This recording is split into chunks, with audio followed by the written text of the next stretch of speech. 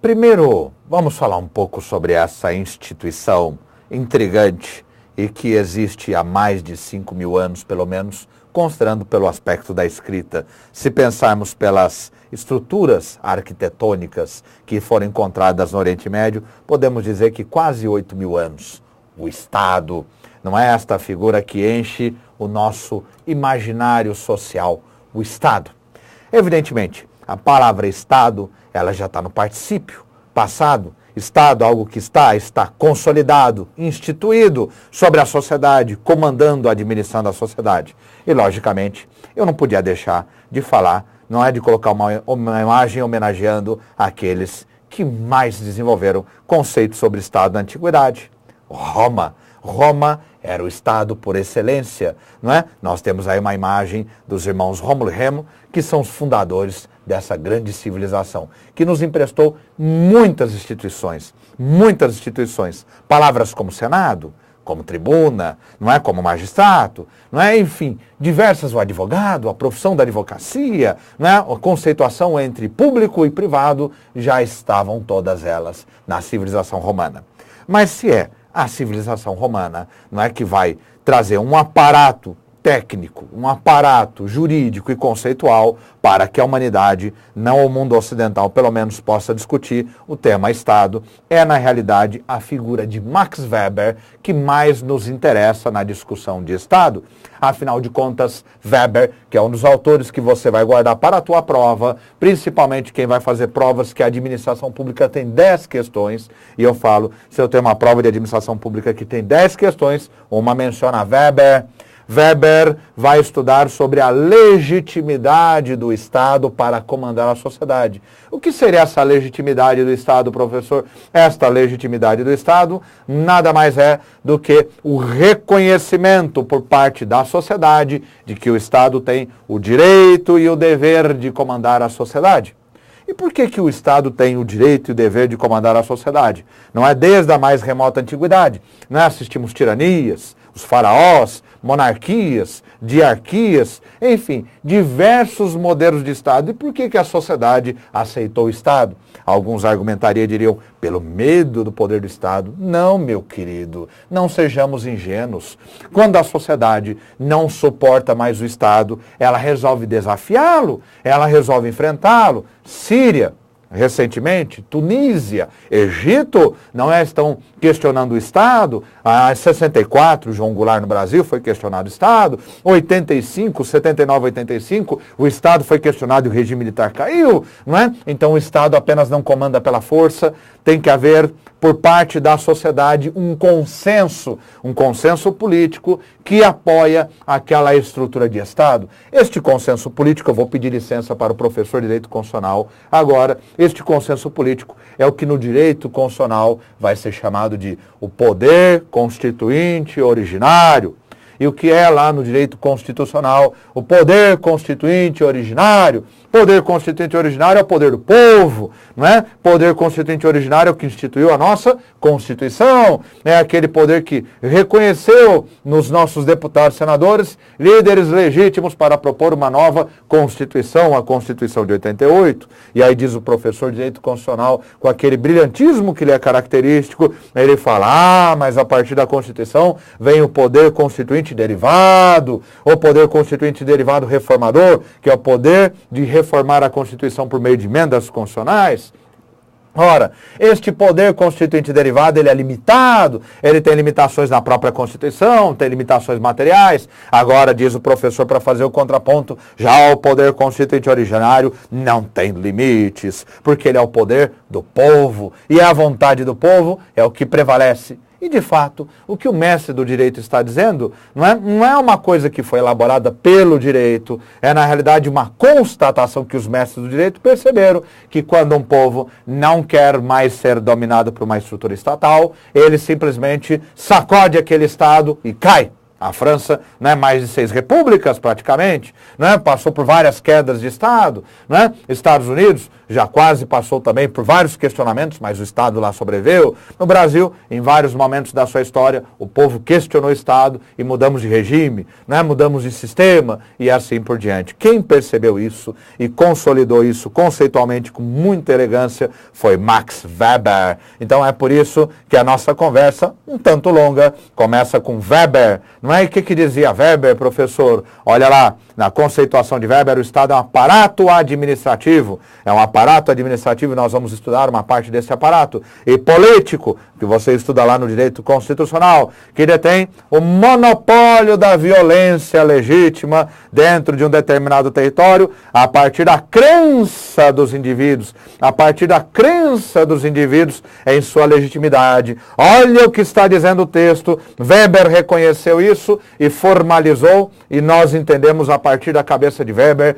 não é? Que existe reconhecimento, uma crença, não é? Daí vem a legitimidade dos cidadãos de aquele Estado, tem o monopólio da violência, mas é o monopólio da violência legítima. Como monopólio da violência, professor, legítima? A sociedade, por meio da Constituição, delegou ao Estado o direito de exercer o ius puniente, que você estuda lá no direito penal, não é? Este monopólio da violência para impor a ordem. E aí um aluno me perguntou outro dia, mas por que, professor? Por que o Estado, né, pode ter o monopólio da violência? O Estado, meu jovem, tem o monopólio da violência legítima para que eu, cidadão, não tenha que atuar de forma violenta para defender a minha família, para defender a minha vida, para defender a minha propriedade. Então a sociedade entendeu em determinado momento da sua história que a figura do Estado, apesar de todas as suas mazelas, não é? De seus abusos de seus agentes, não é? Dos tributos pesados, era melhor do que a ausência de Estado, porque o Estado traz ordem, e diria Thomas Hobbes, e se ele traz ordem, ele estabelece a paz,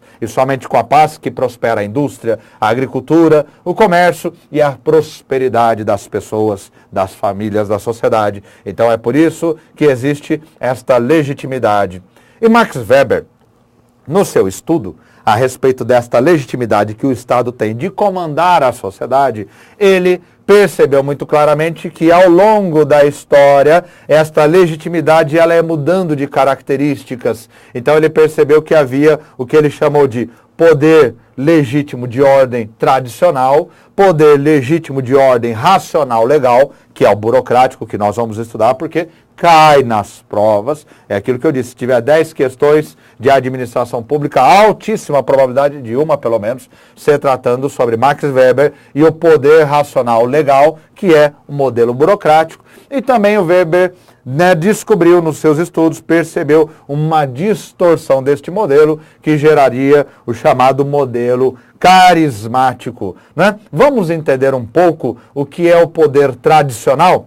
O poder tradicional é o poder derivado da tradição, não é? Derivado da tradição, ou seja, de pai para filho, ou da tradição divina, ou então porque os reis eram deuses, não é? Então quando um rei chegava perante a sociedade, ele dizia, por que governo vós?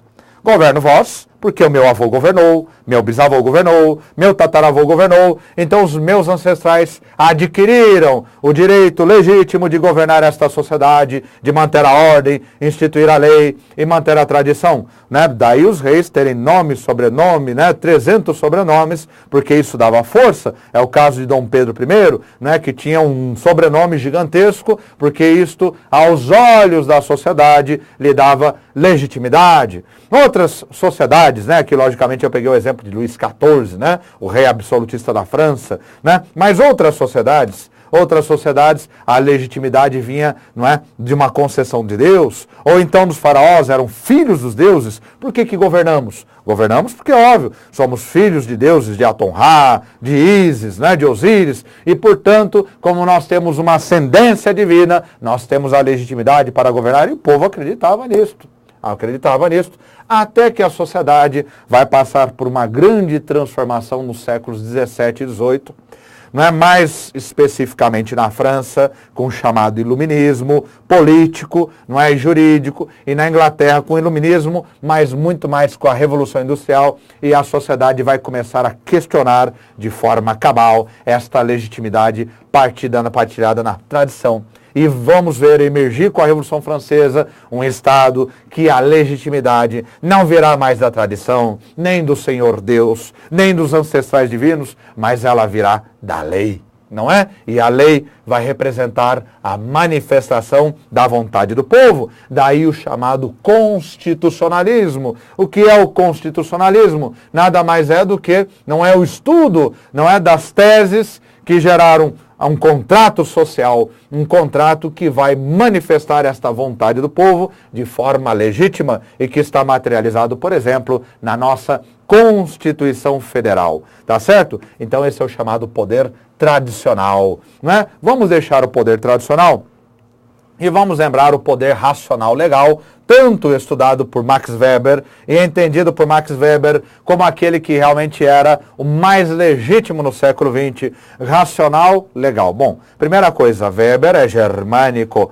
A Alemanha, na época de Weber, vai conhecer a República de Weimar, né, no pós-Primeira Guerra Mundial, 1919, 1920, Weber falece, nos deixa da sua presença, né, vai para o além, mas enfim. Então ele não teve lá uma experiência das mais democráticas do mundo, mas ele tinha uma experiência muito forte na Alemanha, não é? Mesmo no período que era a monarquia alemã, durante o comando bismarckiano, que havia uma força, uma legitimidade na lei. E dizia Weber, a legitimidade do Estado moderno está na razão e na ordem jurídica estabelecida pela lei. Porque a lei manifesta a vontade do povo. Ora, a Constituição nada mais é do que um corpo legal, não é? Ela não é a manifestação da vontade do povo? Lógico, por meio dos seus representantes que materializarem normas jurídicas? Perfeitamente, professor. Então ele vai dizer que o Estado moderno, a sua legitimidade, deriva da racionalidade que elaborou essas leis e da legalidade, não é? E esta seria a base para a nossa sociedade. Mas Weber também identificou um terceiro tipo de poder, que é o chamado poder carismático, que seria uma degenerescência desse poder racional legal. E o que é o poder carismático? É aquele poder que vai derivar, vai pegar a estrutura burocrática do Estado, baseada em normas e leis, e vai utilizar essa estrutura para promover os líderes carismáticos. Adolf Hitler, Mussolini, não gostaria de colocar nessa chave Getúlio Vargas, mas de alguma forma ele estava aí também, embora nós vamos chamar de modelo burocrático na era varguista, Perón na Argentina, Francisco Franco na Espanha e assim por diante. Professor, o que é que eu devo lembrar desta conversa que cai na minha prova? Você deve lembrar que nós temos 3 poderes. Isso já foi questão de CESP-NB, isso já foi questão de Fundação Carlos Chagas. A ESAF pode até lembrar disso. Quais são as 3 formas de poder ou as 3 formas de domínio? Primeira forma de domínio, o tradicional. Fiz questão de colocar para você, olha aí no slide, está ancorado num passado remoto, está ancorado na tradição. Meu amigo, minha amiga, pensou em tradição, pensou em passado remoto, pensou no sangue, o sangue real, você vai pensar no poder tradicional. A legitimidade do Estado estava na tradição dos seus governantes. Não é? Veja a Inglaterra, a rainha da Inglaterra, com todo aquele cerimonial, aquilo é para reforçar no povo inglês a força da tradição. Não é? O segundo poder que você vai lembrar é o poder carismático, é o poder que vai promover o líder a partir de sua estrutura administrativa. Basta lembrar Mussolini, basta lembrar de Adolf Hitler, muito pouco cobrado em provas. O terceiro, sim, esse é o mais importante, e num outro momento do nosso curso eu vou me deter mais tempo nele, vou detalhar dele, que é o chamado poder racional legal, que nós vamos chamar também, nós não, Weber e o teu examinador de modelo burocrático. E a legitimidade desse modelo burocrático estava onde? Não é? Nas normas, na legalidade, no reconhecimento daquilo que muitos mestres chamam de o império da lei, porque a lei é a manifestação, não é por meio do legislador, da vontade da sociedade, ainda que nós não concordemos com a lei. Está bem? Então estão aí os 3 poderes. Eu vou dar uma paradinha e voltarei a falar da evolução da administração pública e à medida que caminharmos, Cada vez veremos mais questões de prova e eu vou fazer algumas com você para você ficar bem afiado, meu amigo, minha amiga. Até daqui a pouco.